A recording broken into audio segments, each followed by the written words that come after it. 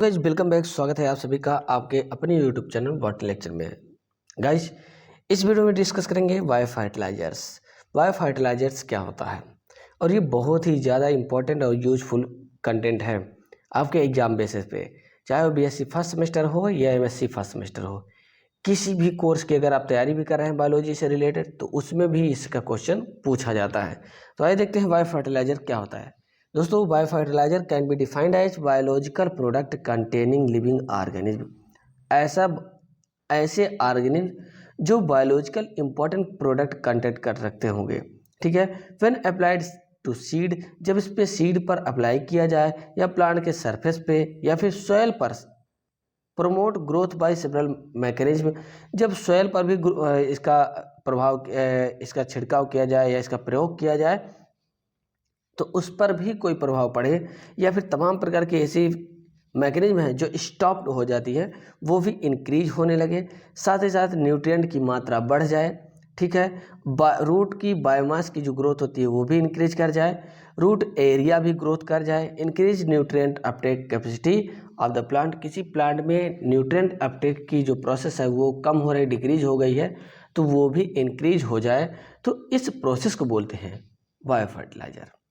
मतलब ये एक ऐसा प्रोडक्ट होता है जो कि किसी लिविंग बीइंग में पाया जाता है, इसलिए इसको बोलते हैं बायो फर्टिलाइजर, ठीक है। सिंपल फॉर एग्जाम्पल के अंतर्गत बायो फर्टिलाइजर का जो काम करते हैं वो यहाँ पर एग्जाम्पल के रूप में रखा गया है एल्गी, बैक्टीरिया और फंजाई।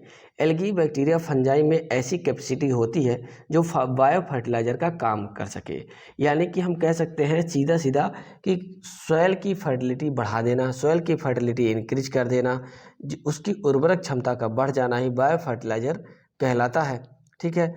इसमें बायो फर्टिलाइजर में एल्गी, बैक्टीरिया और फंजाई यूज होते हैं, ठीक है। सिंपल सी बात है। अब आप देख सकते हैं कि कुछ इसी तरीके की कोई भी खेती अगर आप करते हैं या कल्टीवेशन करते हैं तो उसकी सॉइल की जो उर्वरक क्षमता है या फर्टिलिटी है वो इंक्रीज हो जाती है due to presence of bio fertilizers like algae, bacteria and fungi. Simple which में help in increase crop productivity, जो कि इसकी हेल्प से क्रॉप प्रोडक्टिविटी भी इंक्रीज होती है। जाहिर सी बात है जब सॉइल की फर्टिलिटी इंक्रीज होगी तो क्रॉप प्रोडक्टिविटी भी इंक्रीज होगी, सिंपल सी बात है। By way the helping in the biological nitrogen fixation, mostly nitrogen का फिक्स करेंगे। जितना ज़्यादा नाइट्रोजन का फिक्सेशन होगा गाइज उतना ज़्यादा सॉइल की फर्टिलिटी बढ़ती चली जाएगी, और सॉइल फर्टिलिटी बढ़ेगी तो प्रोडक्टिविटी भी बढ़ती जाएगी, यानी क्रॉप प्रोडक्टिविटी भी आल्सो इंक्रीज होती जाएगी। ओके, नेक्स्ट बात करेंगे यहाँ पर बैक्टीरियल बायो फर्टिलाइजर। अब यहाँ पर बायो फर्टिलाइजर के रूप में जो हमने अभी आपको ऊपर बताया एल्गी, बैक्टीरिया और फंजाई यूज होते हैं, तो कौन कौन से एल्गी हैं और कौन कौन से फंजाई हैं और कौन कौन से बैक्टीरिया हैं जो बायो फर्टिलाइजर के रूप में यूज होते हैं, आइए आपको हम बताते हैं। सबसे पहले पॉइंट पर यहाँ पर दिया है बैक्टीरियल बायो फर्टिलाइजर में सब important bacterial bio fertiliser as following, like symbiotic bacterial bio fertiliser. पहला दे रहा है सिम्बायोटिक, ऐसे बैक्टीरिया जो सिम्बायोटिक एसोसिएशन रखते होंगे। जैसे सिम्बायोटिक बैक्टीरिया कौन से हैं? फॉर एग्जांपल में राइजोबियम। राइजोबियम जो बैक्टीरिया है वो सिम्बायोटिक एसोसिएशन रखता है, इसलिए ऐसे फर्टिलाइजर को राइजोबियल बायो फर्टिलाइजर बोलेंगे, ठीक है। सिम्बायोटिक एसोसिएशन क्या होता है वो आप इस पॉइंट को देख सकते हैं। इस पॉइंट को ध्यान से देखिए, रिलेशनशिप एमंगस्ट या एमंग्स टू डिफरेंट ऑर्गेनिज्म, मतलब दो डिफरेंट ऑर्गेनिज्म के बीच में जो एसोसिएशन होता है या रिलेशनशिप होता है जिसमें दोनों लिविंग बीइंग्स का आपस में बराबर बराबर मात्रा का क्या होता है, बेनिफिट होता है। किसी का ना हानि होती है और न किसी का ज़्यादा लाभ होता है, दोनों का इक्वल अमाउंट में अगर बेनिफिट होता है तो ऐसे बेनिफिट को या ऐसे एसोसिएशन को सिम्बायोटिक एसोसिएशन बोलते हैं या सिम्बायोटिक रिलेशनशिप बोलते हैं। Simple is that. ओके, अब आप देख सकते हैं राइजोबियम जो बैक्टीरिया है वो हायर प्लांट के रूट नोड्यूल में पाया जाता है। अब रूट नोड्यूल जो दलहन के प्लांट होते हैं उनकी रूट नोड्यूल, रूट जो होती है उसमें इस तरीके से उभरे हुए भाग या गाल आप कह सकते हैं पाया जाता है, तो यहाँ पर ये पाया जाएगा, इसी में ये बैक्टीरिया पाया जाता है राइजोबियम। अब आप देख सकते हैं उसकी तमाम सेल ऐसे उसमें लगी रहती हैं सेल से, ठीक है, राइजोबियम की। तो इसका काम ही होता है नाइट्रोजन को फिक्स करना। तो जाहिर सी बात है जो नाइट्रोजन को फिक्स कर रहा है वो सॉइल फर्टिलिटी जाहिर सी बात है इंक्रीज कर रहा है, सिंपल सी दैट। तो rhizobium very very most important bacteria है जो कि सबसे ज़्यादा नाइट्रोजन को फिक्स करने का काम करता है। चलिए आगे बात करते हैं इसी में। Scientific demonstration of the value of legumes in contributing to the nitrogen nutrients of plants were done only in the latter half of 19th century when it was conclusion established। अब देखा गया कि जो राइजोबियम एल्गा होता है वो higher plant के root में पाया जाता है, रूट नोड्यूल में पाया जाता है और वहाँ पर नाइट्रोजन को फिक्स करने का काम करता है, जिससे कि प्लांट में जो नाइट्रोजन की कमी होती है उसको दूर किया जा सके। तो ज़्यादातर जो दलहन के प्लांट होते हैं, लेग्यूमिनस प्लांट्स होते हैं, उन सब की रूट में रूट नोड्यूल पाया जाता है और उसी में राइजोबियम बैक्टीरिया पाया जाता है और इसका काम होता है नाइट्रोजन को फिक्स करना। तो कुल मिलाकर नाइट्रोजन को फिक्स करता है ज़्यादा से ज़्यादा मात्रा में, जिसकी वजह से सॉइल की फर्टिलिटी बढ़ जाती है। तो इस प्रोसेस को बोलते हैं bio fertilisation process by rhizobium. ठीक है, सिम्बायोटिक एसोसिएशन में राइजोबियम सबसे बेस्ट रोल अदा करता है। Established that nodules on legumes roots are responsible for fixing atmospheric nitrogen। अब यहाँ पर एटमॉस्फेरिक नाइट्रोजन को फिक्स करने का काम रूट नोड्यूल में पाए जाने वाला राइजोबियम बैक्टीरिया करता है। Okay, through the bacterium rhizobium. उसके बाद है rhizobium is the most widely used bio fertiliser. Rhizobium is the most widely used bio fertiliser, सबसे ज़्यादा बायो फर्टिलाइजर के रूप में यूज किया जाने वाला राइजोबियम है। इट पेनिट्रेट्स गाइज, अब free living bacteria, symbiotic bacteria या फिर ब्लू ग्रीन एल्गी, ये सब बायो फर्टिलाइजर का काम करते हैं। तो इसके बारे में अगर आपने नाइट्रोजन साइकिल नहीं देखा है ना, तो उसको नाइट्रोजन साइकिल को देखना बहुत ज़्यादा ज़रूरी है। नाइट्रोजन साइकिल का जो लिंक है वो आपको डिस्क्रिप्शन में मिल जाएगा। उसके साथ साथ आप सीधा डायरेक्ट प्लेलिस्ट में जाएंगे तो वहाँ पर एनवायरनमेंट के प्लेलिस्ट में आपको वो मिल जाएगा। नाइट्रोजन साइकिल उतना ही ज़्यादा समझना ज़रूरी है जितना कि आप यहाँ पर बायो फर्टिलाइजर जो पढ़ रहे हैं, समझ रहे हैं। अगर आप नाइट्रोजन साइकिल पढ़ लेते हैं तो आपका भी वहाँ से बहुत सारा डाउट है जो क्लियर हो जाएगा। नाइट्रोजन को फिक्सेशन करना ही सबसे ज़्यादा बायो फर्टिलाइजर का रोल करना होता है। Okay, it penetrates the roots of specific legumes to form gall or tumour like growth called root nodule.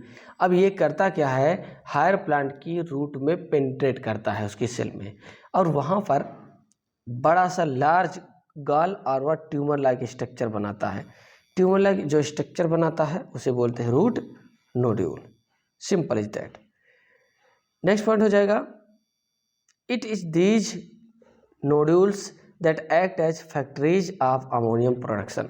अब ज़्यादा से ज़्यादा अमोनियम का प्रोडक्शन ये रूट नोड्यूल के माध्यम से करता है, यानी कि ज़्यादा से ज़्यादा नाइट्रोजन को फिक्स करता है, इसलिए नाइट्रोजन अमोनियम का प्रोडक्शन करता है। सिंपल सी बात है। अब देखिए नेक्स्ट पॉइंट में, the rhizobium legume association can fix up to 100 to 300 kilo nitrogen per hectare. प्रति हेक्टेयर में 100 से 300 किलो नाइट्रोजन को फिक्स करता है ये। अब आप समझ सकते हैं कितना इंपॉर्टेंट है ये बैक्टीरिया राइजोबियम, जो सिम्बायोटिक एसोसिएशन करता है। अब सिम्बायोटिक एसोसिएशन किसके साथ करता है ये आप देख लीजिए, हायर प्लांट के साथ। हायर प्लांट इसको फूड प्रोवाइड करता है तो ये हायर प्लांट को नाइट्रोजन प्रोवाइड कराता है। ठीक है, सिंपल। तो लगभग 1 हेक्टेयर जमीन में या खेत में आप कह सकते हैं 100 से 300 किलो नाइट्रोजन का फिक्सेशन ये करता है एक सीजन में, and can leave behind this fix nitrogen for the subsequent crops. Continuous ये प्रोसेस चलती रहती है और इस वजह से ज़्यादा से ज़्यादा कहा जाता है कि क्रॉप रोटेशन करते रहना चाहिए।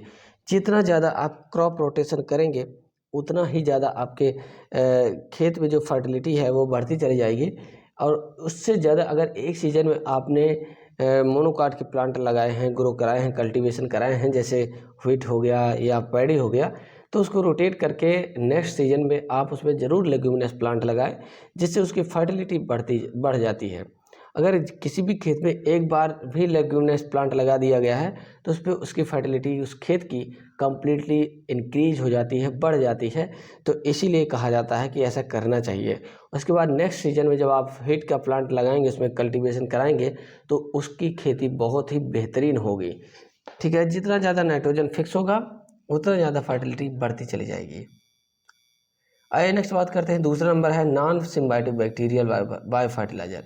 तो अब दूसरा पॉइंट पे ये आ जाता है कि कौन से बैक्टीरिया हैं जो सिम्बायोटिक एसोसिएशन नहीं करते, उसके बाद भी बायो फर्टिलाइजर का काम करते हैं। नाइट्रोजन साइकिल जब आप पढ़ेंगे तो सिम्बायोटिक और फ्री लिविंग बैक्टीरिया द्वारा भी नाइट्रोजन फिक्स होता है। ये कंप्लीट इन्फॉर्मेशन आपको उसी में मिल जाएगा। बहरहाल अब यहाँ पे देखना है एजिटोबैक्टर। एजिटोबैक्टर नामक बैक्टीरिया जो है नाइट्रोजन को फिक्स करने का काम करता है, एटमॉस्फेरिक नाइट्रोजन को फिक्स करता है। तो आइए देखते हैं इसका क्या रोल है आगे पार्ट में। The use of azotobacter culture is recommended as supplement to inorganic nitrogenous fertiliser since it save nitrogenous fertiliser marginally by 10 to 20 kilogram nitrogen per hectare. अब इसका इम्पोर्टेंस क्यों है? क्योंकि लगभग 1 हेक्टेयर खेत में 10 से 20 किलोग्राम नाइट्रोजन को फिक्स करने का काम करता है एक सीजन में। वहीं आपने राइजोबियम को देखा कि 100 से 300 तक का लगभग वो फिक्स करता है। तो सबसे इम्पोर्टेंट तो वही है वैसे भी। Besides its ability to fix nitrogen from air, azotobacter help in the seed germination. अब इसके साथ साथ एजिटोबैक्टर का जो रोल है सीड जर्मिनेशन में भी हेल्प करता है, बहुत ज़्यादा हेल्प करता है, इसलिए इम्पॉर्टेंट है ये। And root growth by secreting growth promoting substances.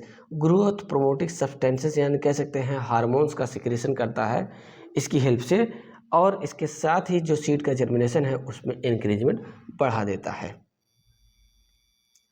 आगे पॉइंट में हो जाएगा in general the yield increase by Azotobacter varies from 15 to 40% in vegetables, 10 to 15% in cereals and 10 to 20% in case of crop। मतलब लगभग crop के case में 10 से 20%, 10 से 15% सीरियल के और 15 से 40% वेजिटेबल में ये इंक्रीज कराता है उसकी ग्रोथ को। ठीक है, अब दूसरा हो जाएगा यहाँ पर एजोस्पाइरुलम। एजोस्पाइरुलम का क्या रोल होता है? इस बैक्टीरिया का क्या रोल है नाइट्रोजन को फिक्स करने में, इसको ध्यान दीजिएगा। This bacterium is associated with the root surface and rhizosphere of grasses and fix nitrogen. ये क्या कहता है? Bacterium associated with the root surface. अब ये जो बैक्टीरिया है वो रूट के सरफेस पर पाया जाता है, और राइजोस्फीयर ऑफ ग्रासेस एंड जहाँ जो राइजोस्फीयर होती है ग्रासेस में मोस्टली उस पॉइंट में पाया जाता है और ज़्यादा से ज़्यादा नाइट्रोजन को फिक्स करने का काम करता है। Okay, the crops which response to this bacterium are barley. सबसे ज़्यादा कौन कौन से क्रॉप पर इसका प्रभाव पड़ता है ग्रोथ में और बढ़ने में? पहला हो जाएगा वार्ली, दूसरा हो जाएगा forages, maize, oat, pearl millets, sorghum and other crops. Mostly crop plant के रूट के सरफेस पर ही पाया जाता है और वहाँ पर ही फिक्स करता है नाइट्रोजन को, हेल्प करता है नाइट्रोजन को फिक्स करने में। जितना ज़्यादा नाइट्रोजन का फिक्सेशन होगा उतना ज़्यादा बायो फर्टिलाइजर्स की प्रोसेस कंप्लीट होगी। आगे हो जाएगा नेक्स्ट पॉइंट में azospirillum application increase grain productivity of cereals. अब ये एजोस्पाइरुलम जो होता है ज़्यादातर ग्रासेस में पाया जाता है, यानी कि आप कह सकते हैं व्हीट, पैडी, बार्ली इन सब में पाया जाता है इनकी रूट्स के सरफेस पे। तो जाहिर सी बात है सीरियल की प्रोडक्टिविटी ये बढ़ाता है। ठीक है, 4 to 20% मिलेट्स, लगभग 4 से 20% मिलेट का प्रोडक्टिविटी बढ़ाता है, और 30% by 30% and fodder by over 50%। Fodder में लगभग 50% करता है और सीरियल्स में 20%, मिलेट में 30%। इस तरीके से ये इसकी प्रोडक्टिविटी बढ़ाता चला जाता है। अब बात करेंगे अदर बैक्टीरिया बायो फर्टिलाइजर।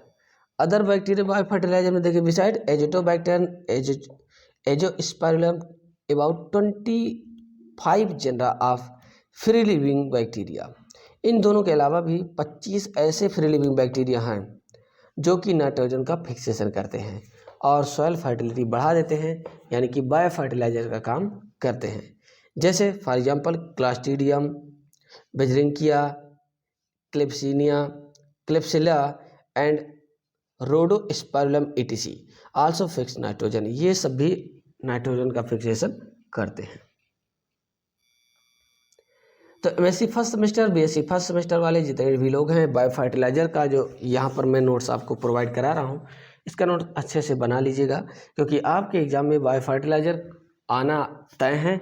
यानी कि ये ऐसा इंपॉर्टेंट क्वेश्चन है जो हर साल पूछा जाता है। बायो फर्टिलाइजर क्या होता है, कौन कौन से इसमें प्लांट्स होते हैं या कौन कौन से ऑर्गेनिज्म होते हैं जो बायो फर्टिलाइजर में हेल्प करते हैं। तो इसका नोट्स ज़रूर बना लीजिएगा, कहीं आपको बाद में पछताना ना पड़ जाए। तो बिल्कुल टाइम वेस्ट मत कीजिएगा, स्क्रीनशॉट ले लीजिए, फटाफट नोट्स बना लीजिए। आगे बात करते हैं ब्लू ग्रीन एल्गल यानी blue green algae. Blue green algae क्या रोल अदा करता है, या फिर साइनोबैक्टीरिया आप कह सकते हैं, ये कैसे नाइट्रोजन को फिक्स करता है, आइए देखते हैं। Bio fertilizer several blue green algae over 300 strains are known to fix gaseous nitrogen through the quantitative fixed are relatively low when compared to legume rhizobium symbiotic। Compare to symbiotic association करने वाले bacteria rhizobium, उसकी अपेक्षा blue green algae भी जो हैं, इसके लगभग 300 ऐसे स्ट्रेन हैं जो नाइट्रोजन का फिक्सेशन करते हैं और बहुत भारी मात्रा में नाइट्रोजन फिक्सेशन करते हैं। जैसे some important ones are anabaena, nostoc, cylindrospermum, aulosira, tolypothrix, scytonema, gloeotrichia and वोलिया। ये सभी ऐसे ब्लू ग्रीन एल्गी हैं या साइनोबैक्टीरिया हैं जो कि नाइट्रोजन का फिक्सेशन करते हैं भारी मात्रा में। ओके, तो कुछ इस तरीके से ब्लू ग्रीन एल्गी जो होंगे वो नाइट्रोजन का फिक्सेशन करते हैं। जैसे आप सामने देख सकते हैं, ये नॉस्टॉक की कॉलोनी है। ओवरऑल नॉस्टॉक की कॉलोनी इसी तरीके से पाई जाती है और ये ज़्यादातर पैडी क्रॉप फील्ड में पाई जाती है, जहाँ पर धान की खेती की गई। इस समय आपको ये देखने को मिल जाएगा आसानी से। धान के खेतों में आप जाएंगे तो आपको नॉस्टॉक की कॉलोनी आसानी से देखने को मिल जाएगी। तो इसी तरीके से ये पाया जाता है और ज़्यादा से ज़्यादा नाइट्रोजन को फिक्स करने का काम करता है, सॉइल में मिला देता है। ठीक है, जिसकी वजह से सॉइल की फर्टिलिटी बढ़ जाती है। ओके, और तमाम ऐसे हैं। आगे बात करेंगे एजोला। एजोला का भी बहुत बड़ा रोल होता है नाइट्रोजन को फिक्स करने में। क्यों? क्योंकि एजोला की जो लीफ होती है, ये एक प्रकार का फर्न है। इसकी लीफ पर तमाम ब्लू ग्रीन एल्गी पाए जाते हैं और जो ब्लू ग्रीन एल्गी होते हैं, यार सी बात है, नाइट्रोजन का फिक्सेशन करते हैं। क्यों नाइट्रोजन का फिक्सेशन करते हैं? क्योंकि उसमें एक स्पेशल टाइप की सेल पाई जाती है, हेट्रोसिस्ट, और उस हेट्रोसिस्ट में हेट्रोजिनेज एंजाइम पाया जाता है और नाइट्रोजिनेज एंजाइम पाया जाता है जो नाइट्रोजन को ज़्यादा से ज़्यादा फिक्स करने का काम करता है।